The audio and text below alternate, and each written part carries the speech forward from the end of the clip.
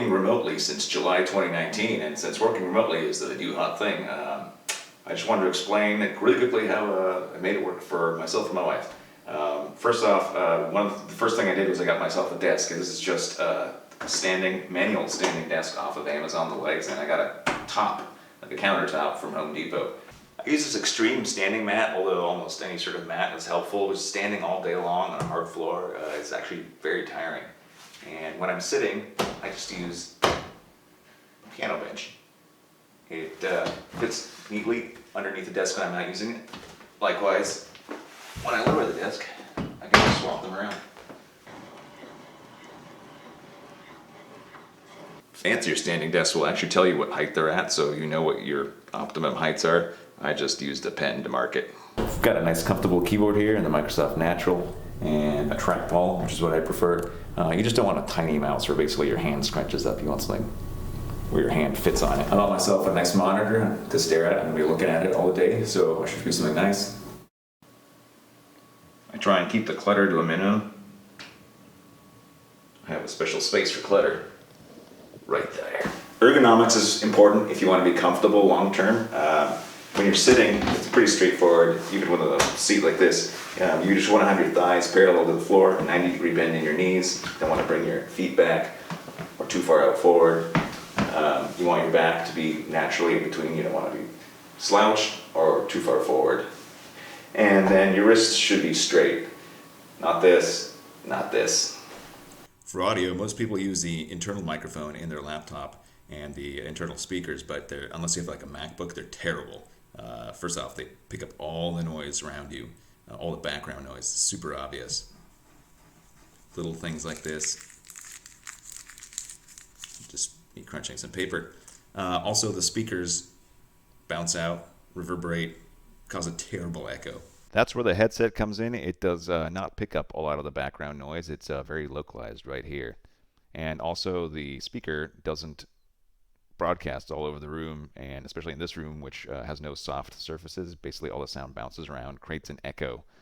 If you are going to wear a headset, make sure that the microphone doesn't ride up towards your nose so that you don't become the heavy breather on the call. This Jabra Speak 410 is sort of in between. It doesn't pick up a bunch of background noise, but it does give me some freedom to move away from the computer.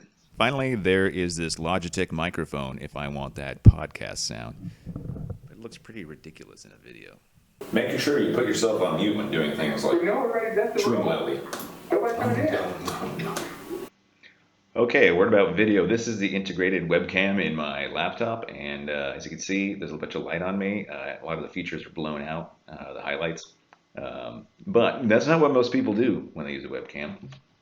What they actually do is put a bright source of light behind them, and their face is completely invisible. Totally noobish. Don't do that.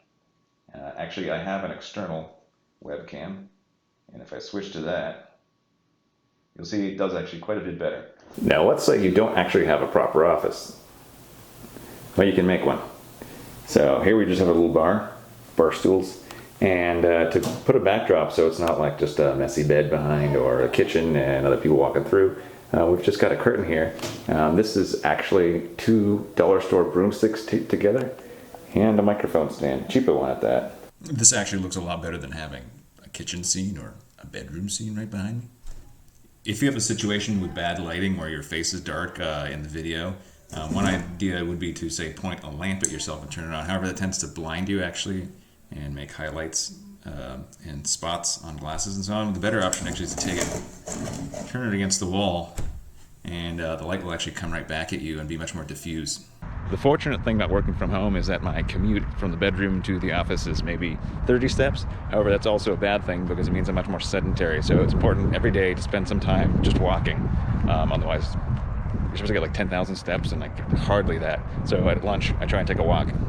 Gotta keep those feet moving. There we go. Got some steps in. It's also important to set boundaries, both with yourself and with others. I got a call. This door's closed, don't come in. Likewise, it's easy for work to creep into your entire life, and you might be up in bed at 10 p.m. Answering emails. So Tell your smart assistant, set an alarm or something to stop working at some point. Forcing yourself to get out of the house becomes much more important than when you're working in an office. My team does a weekly happy hour where we get to chat and then just play games together. Don't forget, you're still going to have to satisfy your caffeine cravings. I just have a $15 garage sale espresso machine and a $20 milk frother off of Amazon, so I don't have to spend a fortune buying lattes. Well, that's it. Good luck.